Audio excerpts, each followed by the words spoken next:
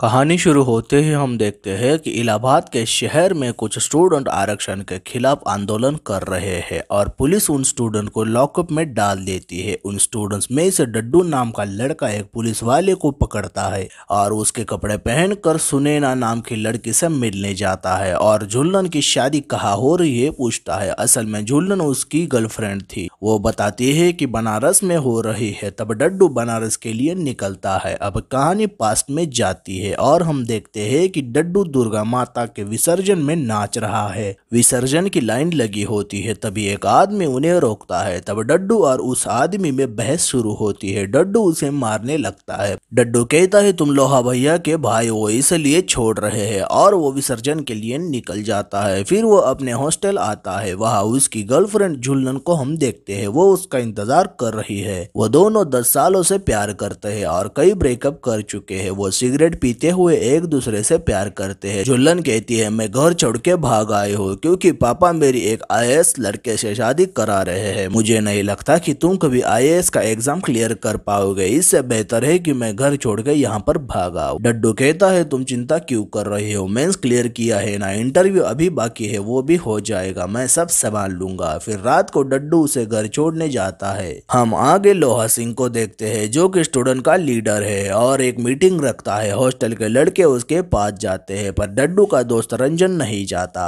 डड्डू रंजन से कहता है कि लोहा भैया हम स्टूडेंट के लिए कितना कुछ करते हैं, तुम मीटिंग क्यों नहीं चल रहे हो। रंजन कहता है देखो नेताजी, हम और तुम 2 सालों से एक ही कमरे में रहते हैं पर तुम्हारे लोहा भैया 1 रूम 1 स्टूडेंट कराने पे तुले हुए हैं ताकि हॉस्टल के नए कॉन्ट्रैक्ट से पैसा कमा सके। पर डड्डू कहता है कि तुम साथ चल रहे हो या नहीं। रंजन दरवाजा बंद करता है, कहता है ना हम जाएंगे ना तुम्हें जाने देंगे। तुम्हारे पापा नहीं है, तुम्हारी माँ मामा जी के यहाँ पे रहती है, तुमको यहाँ रखा है ताकि तुम पढ़ लिख कर कुछ बनो। पर डड्डू बाबू को तो पूरी यूनिवर्सिटी में हुड़दंग मचाना है। इतना समझाने पर भी डड्डू खिड़की से कूद के मीटिंग में जाता है। लोहा भैया सारे लड़कों के साथ प्रिंसिपल ऑफिस में जाते हैं और जबरदस्ती से हॉस्टल में 1 रूम 1 स्टूडेंट कराने का परमिशन पे सिग्नेचर लेते हैं। वही हम देखते हैं कि डड्डू दुर्गा माता के विसर्जन पे जिस लड़के से लड़ रहा था वो लड़का वहाँ पे होता है। असल में वो गोपाल है, वो लोहा भैया का छोटा भाई है। वो लोहा उन दोनों को आपस में झगड़ा ना करने की सलाह देता है। लोहा डड्डू को बताता है कि मेडिकल एंट्रेंस का पेपर एक रात पहले मिल जाएगा, स्टूडेंट से एडवांस लेना शुरू कर दो। डड्डू कहता है चिंता मत करो, इस बार बहुत पैसा मिलेगा।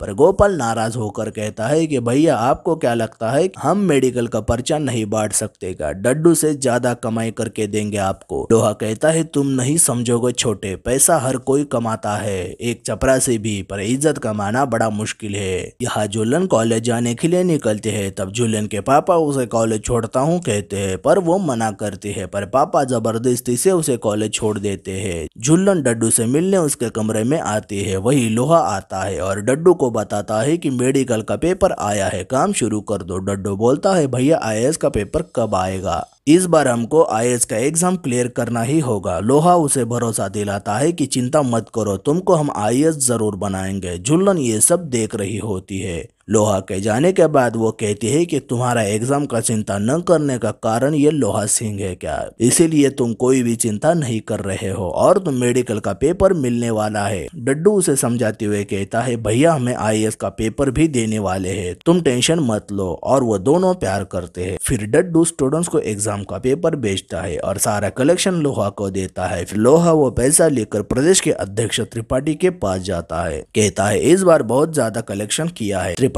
कहता है कि अब सोचने का वक्त आया है क्योंकि सेंट्रल रिजर्वेशन का कमीशन पास करने वाला है, पूरे देश भर में बवाल मच जाएगा, इंडिया के सारे स्टूडेंट सड़क पर आएंगे, सरकार के खिलाफ तुम्हारे लिए बहुत बड़ा चांस है इलाहाबाद के सबसे बड़े स्टूडेंट लीडर बनने का, जब भी मौका मिलेगा हमारी पार्टी तुम्हारे बारे में सोचेगी। लोहा कहता है नेताजी आप चिंता ना करें, आपका काम हो जाएगा। फिर हम देखते हैं कि लोहा डड्डू से मिलता है, कहता है कि तुम्हें हम आईएएस कभी नहीं बना सकते क्योंकि सेंट्रल गवर्नमेंट मंडल कमीशन पास कर रहा है। अगर ये कमीशन बिल पास हो गया ना तो तुम अपर कास्ट वालों का लाइफ जहन्नुम बन जाएगा, क्योंकि सरकार हर जगह पे बैकवर्ड क्लास के स्टूडेंट को ही आरक्षण देगी। ये कमीशन आया तो तुम चाहे तो 90% लेकर आओ, लेकिन कोई भी बैकवर्ड क्लास का स्टूडेंट 45% भी लेकर आएगा तो तुम्हारा आईएएस का सीट खा जाएगा। ये सुनकर डड्डू बहुत परेशान होता है। अगले दिन लोहा डड्डू से मिलता है, उसे बताता है कि कल सीएम के घर के आगे आरक्षण के प्रोटेस्ट करना पड़ेगा। सीएम को दिल्ली जाने से पहले उसे हमारा फैसला बताना होगा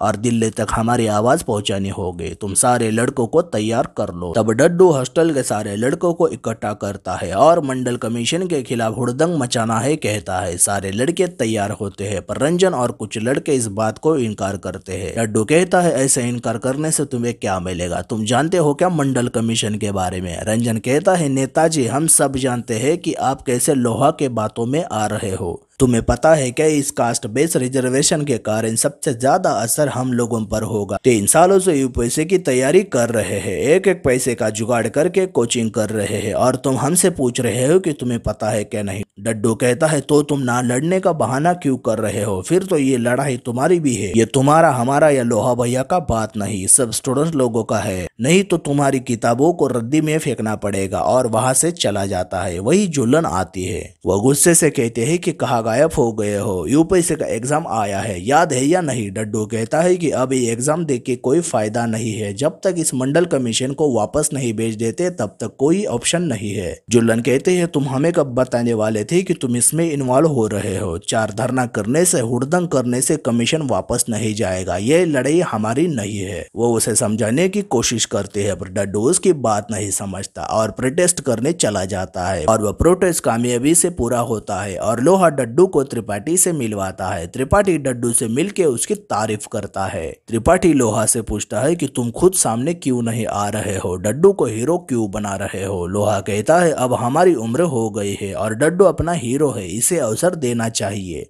वही त्रिपाठी डड्डू से कहता है कि तुम आईएएस बनना चाहते हो तो सोच लो, जीवन भर मंत्रियों को सलाम करना चाहते हो या सलाम लेके मंत्री बनना चाहोगे। डड्डू त्रिपाठी की बातों को सोचने लगता है। दूसरी तरफ जुलन डड्डू से नाराज होती है, कहती है हमने हमारा आईएएस का एग्जाम दे दिया पर तुम इस प्रोटेस्ट के चक्कर में आईएएस बनने से दूर हो रहे हो। ये सब कास्ट पॉलिटिक्स है, सब अपना उल्लू सीधा कर रहे हैं, हमारे लिए रिश्ते आ रहे हैं, हमारी शादी हो जाएगी, तुम क्या करोगे। डड्डू कहता है इस कमीशन के चलते हम आईएएस नहीं बनेंगे तो हम एमएलए बन जाते हैं, फिर तुम्हारे पापा को भी कोई दिक्कत नहीं होगी। जुल्लन और गुस्सा होकर कहती है कि 4-5 महीनों में तुम एमएलए बन पाओगे क्या, तुम्हें आईएएस बनना था और अब एमएलए बनने जा रहे हो, तुम्हें जो करना है करो, और ब्रेकअप करके गुस्से से घर चली जाती है। त्रिपाठी लोहा को बताता है कि इलाहाबाद में इतना माहौल गर्म करो कि चटके दिल्ली तक पहुंचे, तुम दोनों को दूरदर्शन पे रोज देखना चाहिए। त्रिपाठी के जाने के बाद डड्डू लोहा से पूछता है कि जब कमीशन का बिल पार्लियामेंट में आया था तब त्रिपाठी की पार्टी ने अपोज क्यों नहीं किया। वो कहता है कि इसके लिए तो ये सब पॉलिटिक्स है, हमारे लिए नहीं। त्रिपाठी कमीशन के खिलाफ कभी खुलकर नहीं बोलेगा, क्योंकि जो बैकवर्ड के लोग इन्हें वोट करते हैं वो उनका वोट बैंक चला जाएगा। कमीशन से इनको कोई फर्क नहीं पड़ता, पर स्टूडेंट्स के लाइफ को बर्बाद होगा। तुम बस बैकवर्ड के खिलाफ बोलना शुरू कर दो। यहाँ जुल्लन को देखने आईएएस प्रवीण आता है। प्रवीण को जुल्लन पसंद आती है और वो रिश्ते के लिए हाँ करता है। जुल्लन के मम्मी पापा यहाँ पर बहुत खुश होते हैं, पर जुल्लन परेशान होती है। तब भाई के साथ भागने का सोचती है, अपने भाई को हॉस्टल छोड़ने को बोलती है, पर पापा कहते हैं कि मैं छोड़ दूंगा और जबरदस्ती से उसे हॉस्टल तक छोड़ने जाते हैं। पापा उसे छोड़कर जाने लगते हैं, पर वो देखते हैं कि जुल्लन कॉलेज नहीं बल्कि कहीं और जा रही है। तब वो उसका पीछा करते हैं। जुल्लन बॉयज हॉस्टल आके डड्डू के कमरे में सिगरेट पीते बैठते हैं। पापा भी हॉस्टल में आते हैं और जुल्लन का सच पापा के सामने आता है। वो जुल्लन पर बहुत गुस्सा होते हैं और रातों रात जुल्लन को लेकर उस मामा के घर बनारस चले जाते हैं। एक रात को पुलिस डड्डू को पकड़ने हॉस्टल आती है। डड्डू को कमरे में ढूंढने लगती है। तभी रंजन डड्डू को हॉस्टल से भगा देता है, पर पुलिस उसका पीछा करती है। वो भागकर लोहा के घर आता है और लोहा डड्डू को पुलिस से बचाता है। लोहा कहता है कि 20 सितंबर को सरकार 144 धारा लगाई है ताकि स्टूडेंट्स लोग प्रोटेस्ट ना कर सके। 4 से ज्यादा लोग एक साथ दिखे तो सीधा गिरफ्तार करेगी। डड्डू कहता है आप चिंता मत करो, हम देख लेंगे। अगले दिन डड्डू रंजन से मिलता है, कहता है तुम रिजर्वेशन के अगेंस्ट हो, हम भी रिजर्वेशन के अगेंस्ट है, तो तुम हमारे प्रोटेस्ट के साथ क्यों नहीं जुड़ रहे हो, क्या दिक्कत है।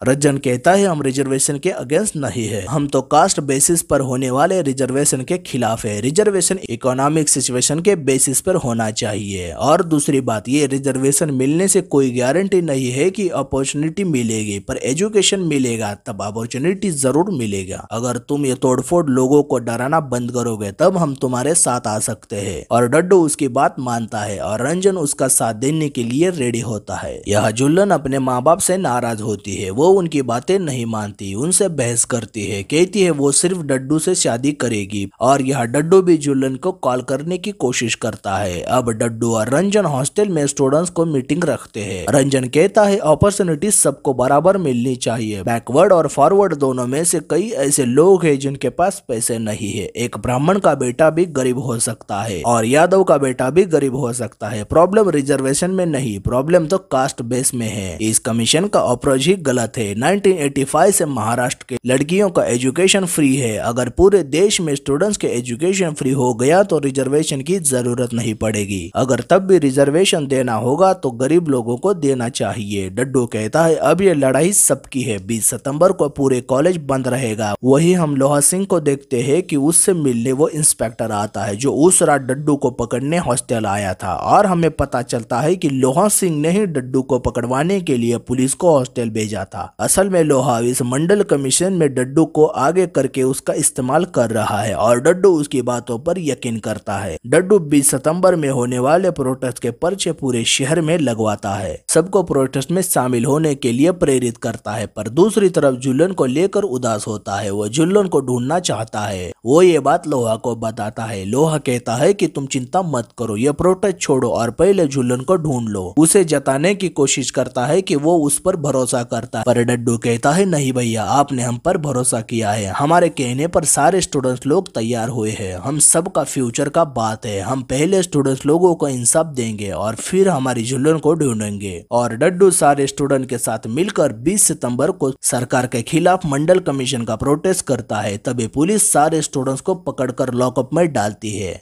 अब प्रेजेंट में हम डड्डू को बनारस आते देखते हैं और जुल्लन को उसकी शादी से भगाकर लोहा सिंह के घर पर लाता है। पर जुल्लन कहती है कि हमें इलाहाबाद छोड़ना होगा, प्रवीण एक कलेक्टर है, हमें वो ढूंढ लेगा। लोहा कहता है हम तुम लोगों को आगरा भेज देंगे, वहां पर तुम सेफ रहोगे। तब जुल्लन उसकी बात मान जाती है। यहाँ जुल्लन के परिवार वाले परेशान होते हैं। जुल्लन के पापा कहते हैं हम जुल्लन को ढूंढ लेंगे, पर प्रवीण जुल्लन को ढूंढने से इनकार करता है। कहता है पापा आप इसके जिम्मेदार हो, जुल्लन लड़की है, गाय नहीं जिसे कूटे से बांध कर रखोगे, ये शादी नहीं होनी चाहिए थी, और खुद रिश्ता तोड़कर जाता है। फिर लोहा डड्डू को पीएम से डेलीगेशन करने दिल्ली भेजने के लिए त्रिपाठी के पास आता है, पर वहां लोहा का भाई गोपाल ऑलरेडी होता है। लोहा त्रिपाठी को बताता है कि डड्डू को पीएम से मिलने भेज देंगे, पर गोपाल कहता है त्रिपाठी साहब डड्डू तो खुद एक बैकवर्ड लड़की से शादी कर रहा है, वो दिल्ली कैसे जा सकता है। पर लोहा उस पर गुस्सा होता है और उसे मारने लगता है। डड्डू उसे रोकता है और जुल्लन के पास जाता है। त्रिपाठी लोहा को कहता है कि डड्डू को दिल्ली मत भेजो, किसी और को भेज दो। लोहा कहता है अगर डड्डू को रैली से निकालेंगे तो पूरा स्टूडेंट जो इनके साथ जमा हुआ है वो बिखर जाएगा। हम देखते हैं कि उसके बदले हम किसको भेज सकते हैं। वही गोपाल लोहा पर बंदूक तानता है, कहता है आपने हमको बेइज्जत किया है, आपके कहने पर ही तो हमने डड्डू की शादी की बात त्रिपाठी को बताई। पर लोहा उसे समझाने की कोशिश करता है, कहता है हमने ये सब तुम्हारे लिए किया है, हम दिल्ली डड्डू को पीएम से मिलने नहीं बल्कि तुम्हें दिल्ली भेजने वाले थे, तुम चिंता क्यों कर रहे हो, पहले ये गन रख दो, तुम दिल्ली जाओगे और हम बनेंगे एमएलए, अब तुम बेवकूफी मत करो। और गोपाल अपना गुस्सा शांत करता है। अब लोहा के कहने पर डड्डू जुल्लन को अपने एक दोस्त के साथ आगरा भेजता है, कहता है एक दिन में हम भी वापस आएंगे। और जुल्लन कहती है कि हम साथ में जाते हैं, पर डड्डू उसे समझा के जबरदस्ती से जाने को कहता है। यहाँ हॉस्टल में प्रोटेस्ट चलता है और हम देखते हैं कि गोपाल डड्डू पर पेट्रोल डालकर आग लगाने की कोशिश करता है, पर रंजन उसे बचाता है और खुद आग के लपेट में आता है। वो पूरी तरह से जलने लगता है। डड्डू बहुत रोता है, उसे बचाने की कोशिश करता है पर बचा नहीं पाता, रंजन की मौत होती है। दूसरी तरफ लोहा ने जुल्लन और उसके दोस्त को मारने का प्लान बनाया होता है। जब जुल्लन को शक होता है तब वो लोहा के आदमियों से हिम्मत से लड़ती है और उनसे बच के डड्डू के पास आती है। उसे लोहा के बारे में बताती है कि लोहा ने किस तरह से उसे फंसाया है। ये सुन के डड्डू बहुत गुस्सा होता है। वो लोहा के घर जाकर लोहा और उसके भाई को मार डालता है। है और उसे अपनी गलती का पछतावा होता है। वो बहुत रोता है, आखिर लोहा के वजह से उसने अपनी जिंदगी बर्बाद की और अपने दोस्त को भी खो दिया। उसे बहुत दर्द होता है कि उसकी वजह से रंजन की जान चली गई। जुल्लन उसे समझाती है कि गलती तुम्हारी नहीं है, पॉलिटिक्स तो लोहा ने खेली और तुम्हें इसका मोहरा बनाया, पर अब जो हो रहा है वो सही में हो रहा है क्योंकि सारे स्टूडेंट तुम्हारे साथ है। और आखिर डड्डू स्टूडेंट्स की तरफ से दिल्ली पीएम से मिलने जाता है ताकि वो रिजर्वेशन को बराबरी में बांट सके। रिजर्वेशन के पॉलिटिक्स ने पूरे देश में आग लगा दी है। ये आग तो एक जलने से नहीं रुकेगी, ये तो सालों तक जलेगी। इस रिजर्वेशन ने एक झटके में लोगों को बैकवर्ड और फॉरवर्ड में बांट दिया। रिजर्वेशन जरूरी है पर ज्यादा जरूरी है कि वो किसको मिलना चाहिए। हजारों सालों से बैकवर्ड वर्ग को दबाया गया है तो उनको तो सामने लाना ही है, पर उनके साथ कोई दूसरा ना जले या कोई पीछे ना छूटे ये देखना भी उतना ही जरूरी है। जब स्टूडेंट्स को अपने मार्कशीट के साथ कास्ट सर्टिफिकेट जोड़ने की आदत लग जाए तो मतलब इम्पोर्टेंस उसके मार्क्स को नहीं बल्कि उसके कास्ट को मिल रहा है। स्टूडेंट्स का आदत रिजर्वेशन का नहीं एजुकेशन का होना चाहिए। और ये कहानी यहीं पे खत्म होती है। आपको ये कहानी कैसे लगी हमें कमेंट द्वारा जरूर बताइए। अगर हमारा एक्सप्लेनेशन अच्छा लगे तो हमारे चैनल मूवीज एक्सप्लेन मोस्टली को लाइक शेयर और सब्सक्राइब जरूर करें। Thank you for watching.